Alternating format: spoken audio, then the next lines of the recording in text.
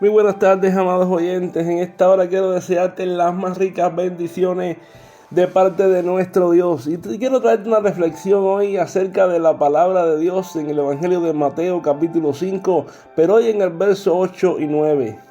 Porque en Mateo capítulo 5 encontramos el verso 8 y 9, es parte del Sermón del Monte.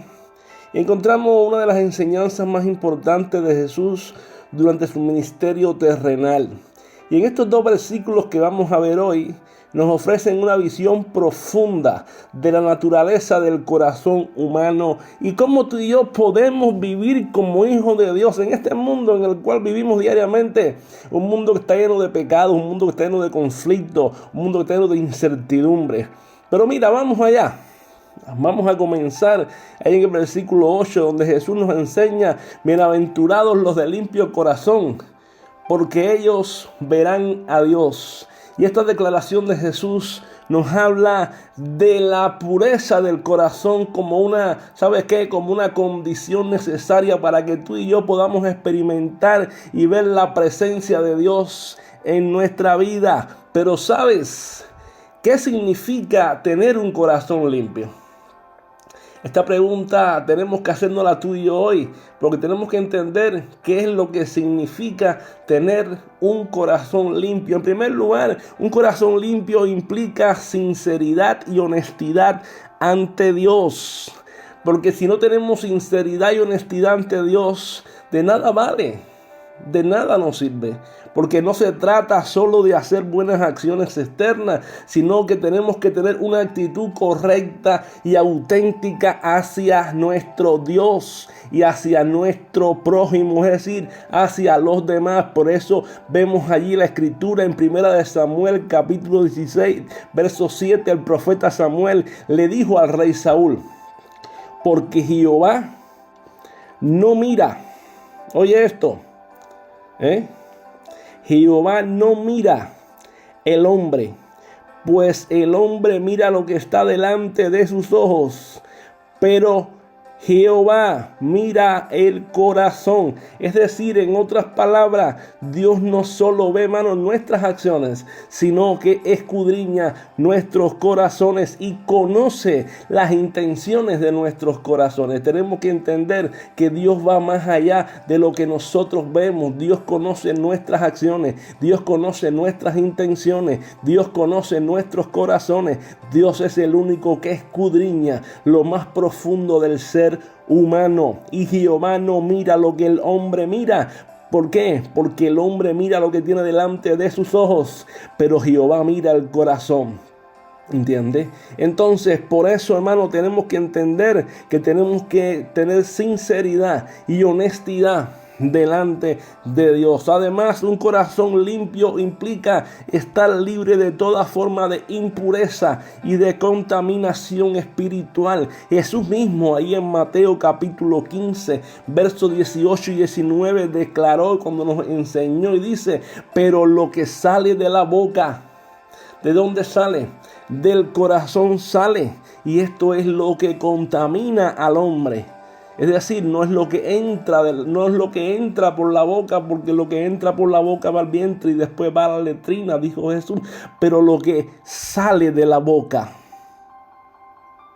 es lo que contamina al hombre, porque lo que sale de la boca, dijo Jesús, del corazón sale, y esto es lo que verdaderamente contamina al hombre, porque dijo Jesús: del corazón salen los malos pensamientos, los homicidios, los adulterios, las fornicaciones, los hurtos, los falsos testimonios, las blasfemias. Es decir, que tenemos que tener cuidado con nuestros pensamientos, nuestras actitudes internas, porque estos revelan la verdadera condición de nuestro corazón, y tenemos que entender que ellos pueden contaminar nuestras acciones internas. Por lo tanto, hermano, tenemos que entender que un corazón limpio implica arrepentimiento, un corazón limpio implica santidad, un corazón limpio implica purificación. De hecho, el salmista David, después de reconocer su pecado ante Dios, clama en el Salmo 51:10 cuando dice: crea en mí, oh Dios, un corazón limpio y renueva un espíritu recto dentro de mí. Tenemos que ver, hermano, que solo Dios puede crear un corazón limpio. Y Él solamente puede transformar nuestra naturaleza pecaminosa. Ahora, como decía ayer, detrás de cada bienaventuranza hay una promesa. Y la promesa de Jesús en este versículo es que aquellos que tienen un corazón limpio son los que verán a Dios. Porque ver a Dios, hermanos, no solamente se refiere a una visión literal de su presencia, sino que es una comunión y una cercanía con Él. Y es lo que Dios desea que tú y yo tengamos hoy. Que tú y yo podamos ver a Dios en todo lo que hagamos. Que tú y yo podamos tener una comunión y una cercanía con Él diariamente. Que tú y yo podamos tener una intimidad con Dios. Que podamos conocerle cara a cara. Ahí en la presencia de Dios. El apóstol Juan escribió en 1 de Juan capítulo 3, versos 2 y 3. Amados, ahora somos hijos de Dios. Y aún no se ha manifestado lo que hemos de ser. Pero sabemos que cuando Él se manifieste, seremos semejantes a Él. Porque le veremos tal como Él es. Qué bueno, hermano, que cuando Él se manifieste, tú y yo le veremos tal como Él es. Pero mientras todavía el Señor no ha venido, tú y yo tenemos que buscarle. Tú y yo tenemos que tener un encuentro con Él diario para ser cada día más transformados a la imagen de su Hijo.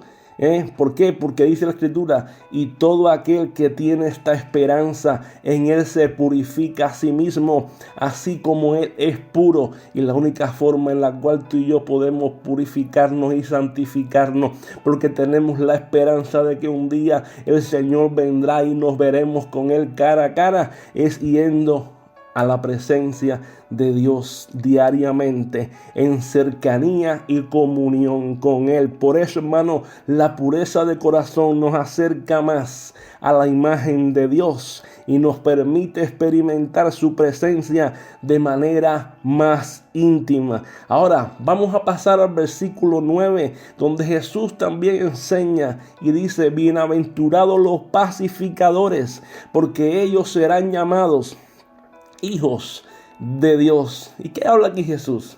Jesús nos llama a ser ¿qué? Como hijos de Dios, nos llama a ser pacificadores, nos llama a buscar la paz, a promover la reconciliación entre las personas. ¿Por qué? Porque la paz aquí a la que Jesús se está refiriendo no es solo a la ausencia de conflicto, sino a la presencia de la justicia y el bienestar de todos. Por esa razón Jesús mismo es nuestro ejemplo definitivo de un pacificador. De hecho, en Efesios capítulo 2, verso del 14 al 17, dice la Escritura, dice el apóstol Pablo, describe a Jesús en su muerte en la cruz. ¿Como quién? Dice que Jesús derribó la pared intermedia de separación. Y derribó ¿qué? Las barreras de enemistades entre los dos pueblos, y de los dos pueblos hizo un pueblo, ¿entiendes?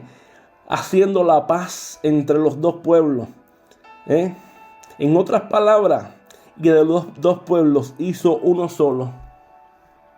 Dice la palabra, quiere decir que Jesús en la cruz, por su muerte en la cruz, derribó las barreras y enemistades entre los distintos pueblos de personas, judíos y gentiles, y creó un solo y nuevo hombre, reconciliándolos a todos con Dios. Hermano, Jesús es el ejemplo de reconciliación. Jesús es el ejemplo perfecto ¿de qué? De pacificación. Jesús es nuestro ejemplo perfecto. Por eso nosotros tenemos que ser ejemplo de qué?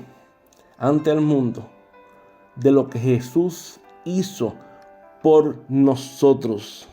Ahora, por eso nosotros como discípulos de Jesús también se nos llama a seguir su ejemplo y ser pacificadores en este mundo lleno de conflictos y divisiones. ¿Sabes qué? Porque la paz de Jesús, la paz a la cual Jesús nos llama, hermano, fíjate, no es una paz pasiva ni es una paz apática, sino que es una paz activa, es una paz comprometida. Eso significa que tú y yo tenemos que trabajar por la justicia y tenemos trabajar por la reconciliación y la restauración de las relaciones rotas. De hecho, tenemos un ministerio tremendo. A mí se nos ha dado el ministerio de la reconciliación para que vayamos y anunciemos las virtudes de aquel que nos llamó y nos trasladó de la potestad de las tinieblas al reino de su amado Hijo. ¿Sabe por qué? Porque este ministerio de la reconciliación es el que dice: reconciliaos con Dios. Por eso el apóstol Pablo nos exhorta en Romanos 12:18 también a nosotros,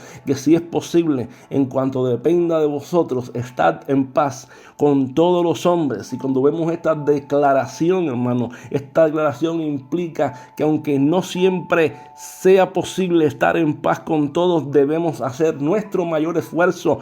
¿Para qué? Para promover la paz y la reconciliación en todas nuestras relaciones y en la sociedad en general, porque tú y yo estamos llamados a ser luz y sal del mundo, a ser luminares en el mundo. Y cuando hablamos de esto está incluyendo perdonar a aquellos que nos han hecho daño, aquellos que nos han ultrajado, aquellos que han hablado mal de nosotros. Por eso tenemos que buscar la justicia y trabajar por la restauración de todo tipo de relación fraccionada. Por eso ser pacificadores también implica oponerse a la violencia, oponerse a la opresión, a la injusticia. Jesús nos enseña en Mateo capítulo 5, verso 39. Pero yo os digo, dijo Jesús, no resistáis al que es malo.